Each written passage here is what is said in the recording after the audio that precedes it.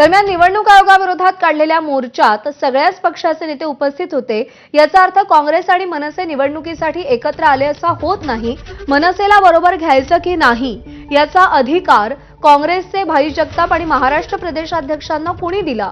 महाविकास आघाडीत जायचं की नाही हे सर्वस्वी राज ठाकरे ठरवतील, असं काँग्रेसच्या नेत्यांसंदर्भात गजानन काळे मनसेचे नेते म्हणालेले आहेत। काँग्रेस पक्षाने मनसेबद्दल बोलण्यापेक्षा मतदार यादीवर काम करून बोगस मतदार शोधावे। दरम्यान मनसे प्रवक्ते गजानन काळे नेमकं काय म्हणालेत आपण पाहूया।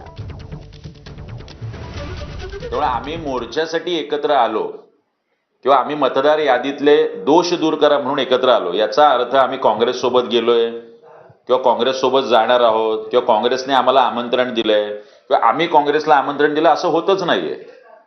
पण मला वाटतं हा प्रश्नच नाहीये की आम्ही महाविकास आघाडीचा घटक आहोत की नाही आहोत, कुणाबरोबर युती करावी, कुणाबरोबर युतीबरोबर जावं, हा निर्णय सर्वस्वी सन्माननीय राजसाहेब ठाकरे यांचा आहे।